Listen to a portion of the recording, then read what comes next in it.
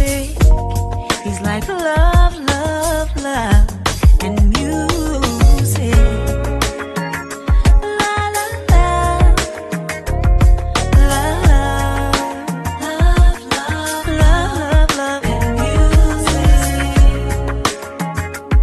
Love, love. Hello, everyone. Thank you for tuning in. I am Jay Lee. This is Jay Lee's Corner. This is my review for Love and Hip Hop Miami. This is season 1, the reunion part 1. This is a new lipstick, y'all. Know how I get with my new lipsticks. The color is called Crank.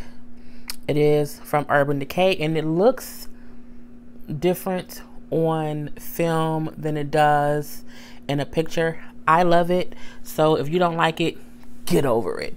But it's, I think it's a cute color. Anywho, let's get into this review. I feel like the Miami reunion was better than New York today. I mean, I do. It was more entertaining. I had some moments and everything. It was just really, really good. And I just liked it better. I really did. New York was boring. It was boring. But, y'all, I did that reunion too, so just check it out later. So, the beginning of it is with Trina. We see the situation with Trina and Bobby. Showing how they kind of just how Trina wasn't supportive of Bobby. And we come to find out Bobby is Trina's cousin on her father's side, and she brings up how she don't really fuck with her father's side, and that's the reason why her and Bobby weren't, like, she said they weren't like raised together. She met him later on in life, and I'm like, that completely explains the dynamic, meaning, yes, we're cousins, but you're a cousin of mine on the side of the family I don't fuck with, so I almost don't even really like you, but I deal with you. So I get it now. It does make more sense. And because he made it seem as if we're cousins, as if you cousins from birth. And we black people, we know there is a difference between a cousin who you just met and you 30 versus a cousin you've known since you was 5. It's a different dynamic, and it's even more different when the cousin is on a part of the family that's on the side, that's on the side of the family who you don't fuck with. It's a different dynamic. It really is. And she was saying how because of that she kind of has always kept him at arm's length because of how he act or whatever. And she did say that since the show they have gotten a little bit closer, and she's a little bit open more to even working with him and possibly doing a song. I'm like, but I ain't waiting on it, so it is what it is. Then, out the blue, Bobby and his name, Alvin, Trina's assistant, beefing. Now, first of all, I'm like, I almost feel like y'all should not have had the assistant on the stage, simply because they're always arguing. And sure enough, they going back and forth and back and forth, back and forth. And basically, Alvin telling Bobby he a broke bitch, basically, and Bobby saying he don't care because he a cousin. It was just a whole bunch of mess, slinking insults back and forth. They was both over talking each other. To me, it didn't matter. And then Alvin tried to rush Bobby. I say, bruh, what is you doing? You tried to fully rush this man, like, bruh. And I'm like, okay. So, of course, security jump in. They keep them separated. It's a full-on fucking mess. Honey, Trick on the side laughing. Like, y'all is crazy. Like, look, y'all need to just go ahead and hang out and pick up some dudes and leave it at that. And, at that point in time, they both kind of just admit how... Why am I thirsty?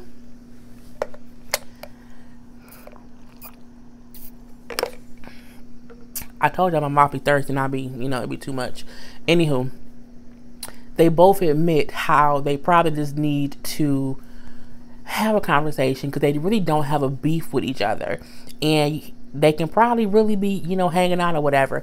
And it was good to see how they both kind of calmed down and said, off camera they'll have a conversation.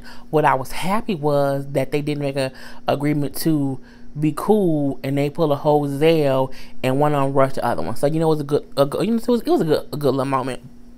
So we then see Pretty Ricky. You know, Pretty Ricky, all four of them are there, surprisingly. They asked, like, why did they break up in the first place? Pleasure P gave a politically correct, I won't say it was my fault answer by saying, you know, we was doing shows and working, and we basically wasn't getting paid right. The money wasn't right, so we know we just kind of disbanded. Blue was like, bullshit. That's not true. You said that you didn't like it, that you want to do your own thing, you want to make your own music, so you left. You know, it is what it is. You know, we didn't sing Spectacular, who said, well, you know, it was a plethora of things, but they weren't getting paid, right? He said that part was true. But, you know, P did also admit that he did kind of just want to go solo. But it wasn't a thing as if he didn't like the group. But I'm thinking there was still some other things. So they kind of talked about it, but they kind of didn't. So, you know, it was what it was. We then see Shay. I liked Shay's outfit. However, her hair... Mortal Kombat, when you beat all the other people, that four-arm man with the ponytail, Shay had that four-arm man's haircut from Mortal Kombat. She really, really did. And I was like, bitch. And then it looked as if she just shaved her head in real life and then had someone glue that thing on, and they gave her a crisp line up on the sides. I'm like, your hair always, for some reason, be cute but off. It's like, it would have been real cute if the lineup wasn't so sharp.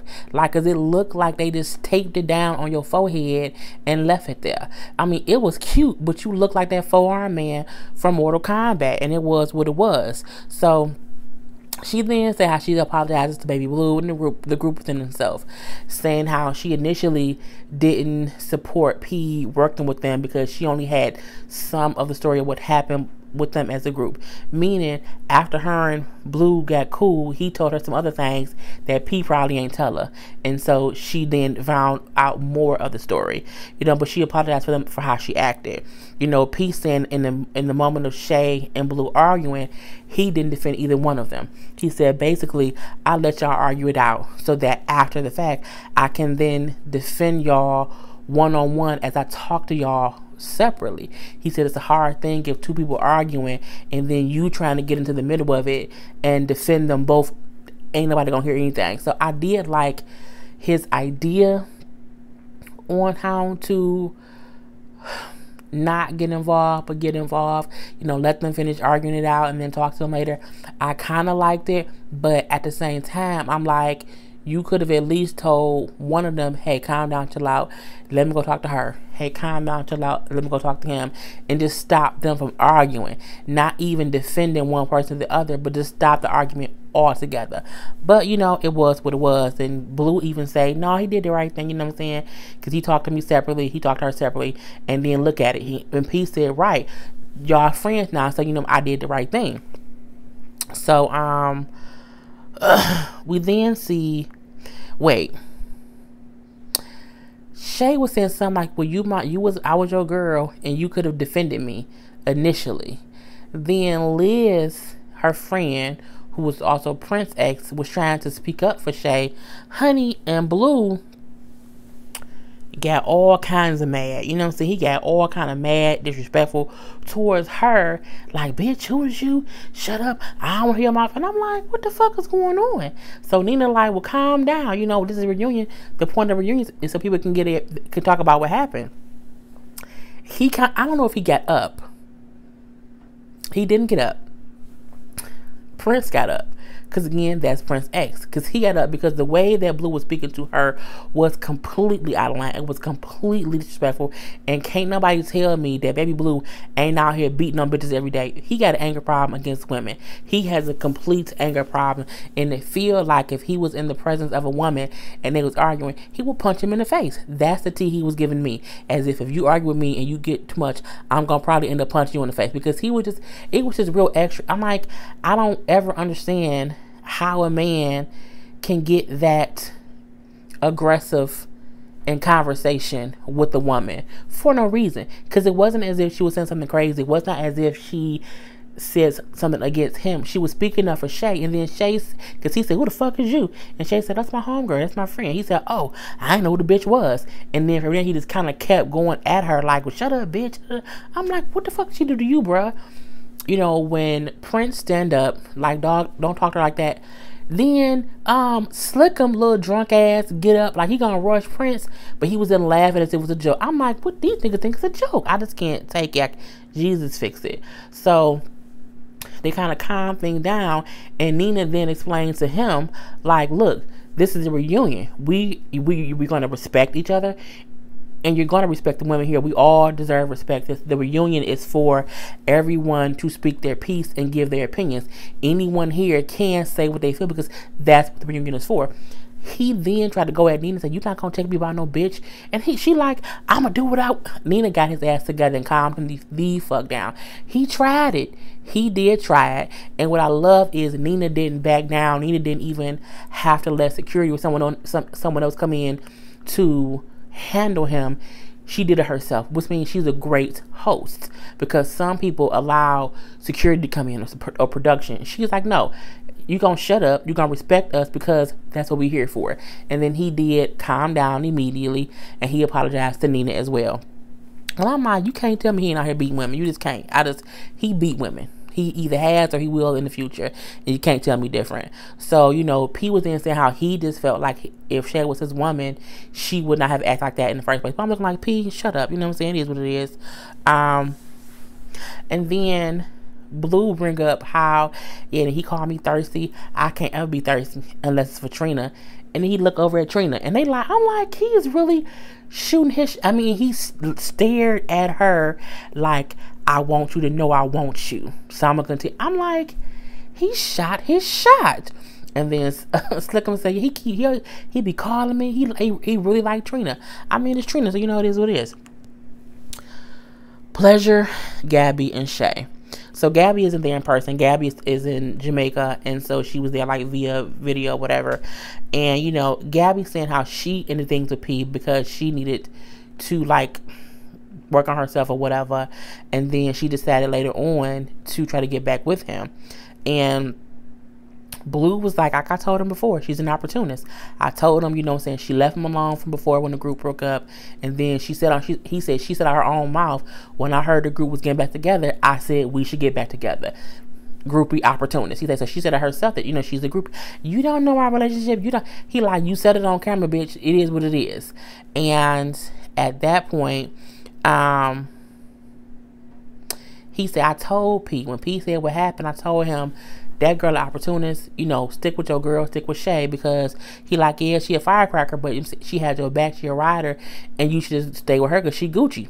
He ain't listen, you know. Then they bring up how Gabby then said how she didn't know P had a girl. Shay then said, did he invite you to the event? And she said, no, I just popped up. Shay said, well, bitch, you popped up and you suffered the consequences. It's true. You popped up to somewhere you was not invited. He had a girl. Girl saw you sitting with a man, and she threw ice cream at you. And then they did ask her, like, why did you throw ice cream at her and not at P? And she said, honestly, I saw them sitting there, and I just saw red, and I just threw it.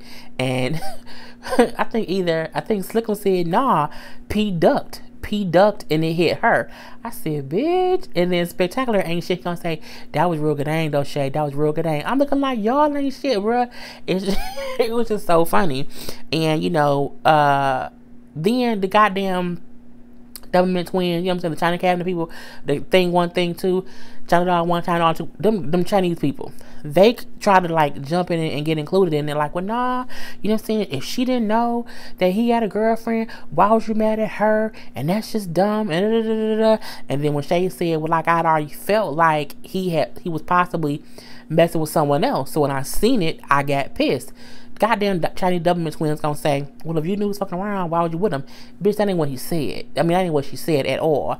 And at that point, Baby China 1 jumped up, then Mama China 2 pumped up, and they all hype or whatever. And Shay said they want some camera time. Give them their 5 minutes and let it be what it is. Because again, they don't have no storyline. They don't. So they're inserting themselves in someone else's drama. Because my thing is, if you insert yourself into Shay's drama, you and Shay now have the beef, and then, oh, I can come back for season 2. Honey, Shay said, look, I ain't dealing with y'all. You know what I'm saying? They did try to attack Shay. They did try to run up, but of course, security stopped them. Honey, Shay said, we still trying to figure out what y'all look like. Sit y'all all pig face noses ass down. I say, now Shay, calm down. Because for a couple seasons, we kept talking about how you look too. But I think Shay's a pretty girl. And I do believe we are still trying to figure out what China dolls look like. Because they look black. They also look Chinese, but not all the time human. So they just look really differently. Like, and it's not they look naturally differently, they look altered differently. And I feel like if you alter your face and you look differently, I have the right to say something about you. I feel like if you naturally look funny, no one can tease you because that's the face God gave you. But when you mess with the face God gave you, I can talk shit about it. So yeah, and Shay kind of was right by saying, they're trying to have camera time, and I ain't gonna allow them to, work their magic with my storyline. So she left it alone. What do we have next? Malik, Jeffrey, and Bobby. Bruh. So Bobby admits that he had no idea that Jeffrey was cheating. Even when he went to that pool party and slapped him, he said he had no idea. He said if I had an idea, I probably would have broke down crying. He did say how he felt really bad that he hit Jeffrey. Jeffrey admitted that he knew he was wrong for what he did, but he still felt like, Bobby hitting him was wrong. He brought up how he's never even been in a fight. He's like, so to have the person I'm in a relationship with put their hands on me was unacceptable to me. He said, but some people assume because we two men and it's a homosexual relationship that it's not as bad as if a man hit a woman. But at the end of the day, it's still all domestic violence. I completely agree. If you hit your person that you're in a relationship with, you're wrong. It does not matter if you're two women, two men, or a man and a woman. Either way it go, you can't be putting your hands on people. And but Jeffrey then say, Bobby talking about how he was a couple. He's like, but sometimes I would not hear from him for like a week. He'd just be MIA. He wouldn't be returning my calls, and he'd just be gone. And Bobby said, I was in the studio for a week, bitch, for a week. And Jeffrey's like, that ain't true, because my father's in the industry, in the music industry, and he was married. He made it work. And my thing is, it ain't no way on God's green earth that if I'm in a relationship with someone that they can tell me, well, I've been MIA for a week and I didn't return your phone calls or text messages or call you for a week because I was working. Bitch, when you go pee? When you go eat food? When you go you had to go to the bathroom, didn't you? You had to go take a shower. You had to breathe. If you ain't thought about me in a week, we ain't no couple. So in hindsight, it's almost as if Jeffrey wasn't entirely wrong for what he did. He was wrong in the aspect of he did not tell Bobby what he was doing. But at the same time, if I call you for a week straight and you don't answer my phone call, we ain't even a couple. That means we broke up. Okay, that means we is not together no more. And it was what it was. We then see Malik say how him and Jeffrey ain't gonna be together no more. And Jeffrey looking like, what? Now they sitting on separate ends of the couch, and that to me was weird too. So I assumed they wasn't together, but they came in together and they left separately because Malik said, him and Jeffrey are not a couple. When things happen in life, it changes your heart, and saying how they're not compatible, and they had some relationship issues. Now he said he did not want to go into details about it, but I'm like, if that's the case, you shouldn't have said nothing. Because you kind of open the door to Pandora's box, what you want. But I feel like he did that to put them on season 2 as well. Because everybody going to wonder what happened. So, who knows. But, Jeffrey says how he didn't know that we're going to break up. I got the same way. Bobby didn't know that you was cheating. Catch some tease. But he do say he felt they were going in that direction, but he didn't think it would, be announced here on the show today. I said, you win some, you lose some. It is what it is. So, Malik talking about him using the word faggot. I think Malik just sometimes need to hush. He did say how he was not aiming that word at Bobby. He was just using it in general. And he's like, the word is just like the word nigga. Black people use it, but everybody else can't. Like, I feel like because I'm gay, I should be able to use the word faggot. And, it shouldn't be an issue because I'm not using it to talk about someone else. And I'm like, that's stupid, though. Because faggot isn't like nigga. Faggot to me is like nigger. You know what I'm saying? It's a completely different thing. And He said he gay, he happy. He said he did say how he is grateful that Jeffrey helped him come out and be who he is and live in his own truth. Now, see, the thing is, they also discussed why Malik was scared to come out, and this is something that I thought was very insightful. He said that, in that industry, within the music business and promoting and marketing or whatever, he was saying how some people, club promoters, or just people in general, will not want to hang around you if you're gay. They don't want to be in a picture with you if you're gay. They'll put you at the whole other end of a table if you're gay, simply because if a photo is being taken, they don't want other people to think they're gay as well. I honestly did not know that. I really didn't. I mean, I think I knew it, but not in the aspect of in that industry, because I just thought in my head, it's so many gay people in the industry, I didn't think that was an issue. But Jeffrey said it was, Bobby said it was. We even heard I think it was Prince's girlfriend said it was, and I'm reading a YouTube review, a YouTube comment. But yeah, even Prince's girlfriend said that was true, that the people do that. And he said that because people do it, so they're not labeled as also being gay.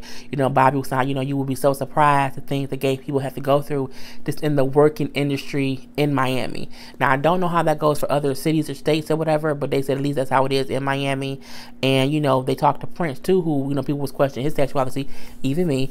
But I jokingly did it, even though that's not, you can't do that or whatever. But he said, people will tease me and say because my voice isn't all that deep, or because I like to wear tight pants and I like to wear pink, that I'm gay. I didn't think he was gay for the clothes. I thought he was gay because he was acting like he could have been down low. But, he says he's not gay. He said, I just look good in pink, so I wear it. And he's like, I can't help the tone of my voice. Okay, you know what I'm saying? I give it to him. That's very, very true. And, you won't hear me call him gay ever again. We then saw Trick and Trina perform that song, Paradise. I'm still wondering what a goddamn on TNT album is that. Is the devil gonna come out? Ever? No, it's not? Okay, cool. So, the last thing that we see, this was the best part, honestly, truly.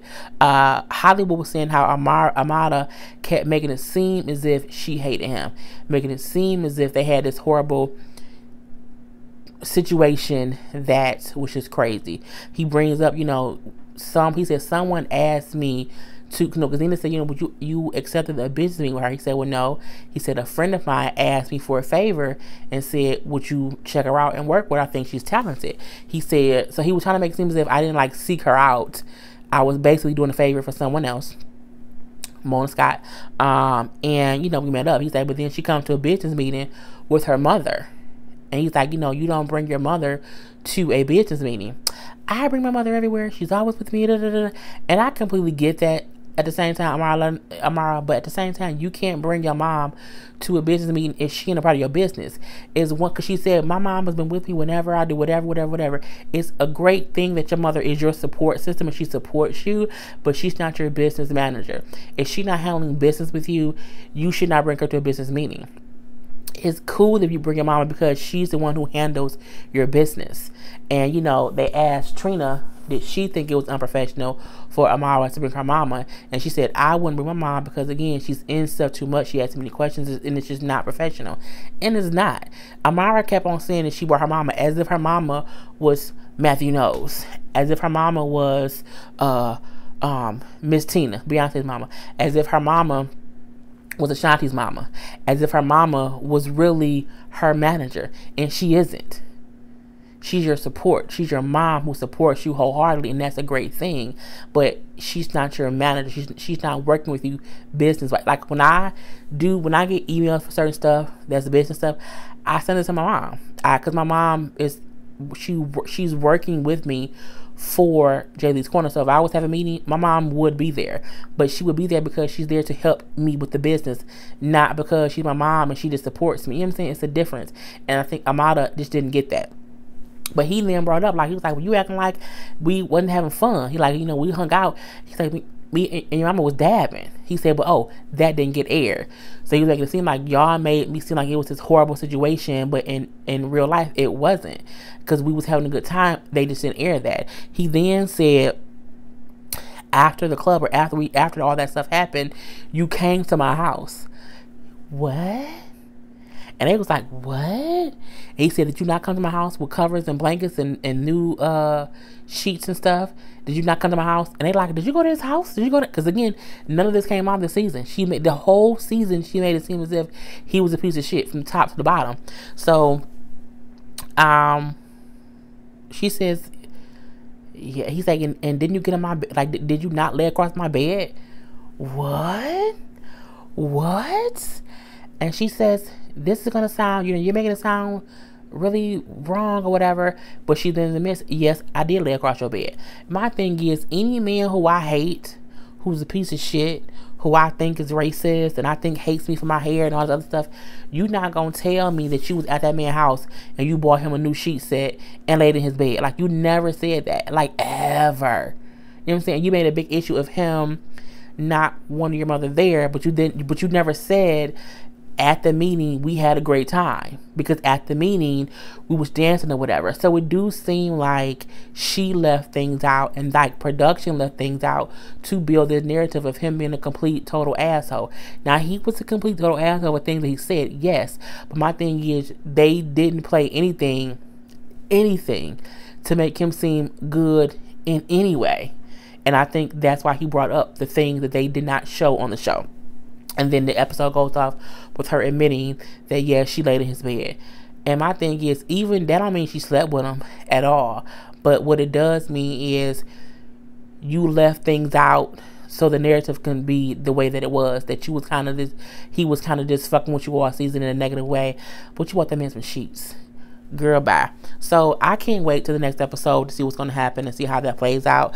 I'm thinking it's going to be a 2-part reunion, because New York was a 2-part reunion, and I don't think New York needs a 3-part reunion. I mean, I don't think Miami needs a 3-part reunion at all. Okay, hell, New York almost didn't need a 2-part reunion. But anywho, that's my review.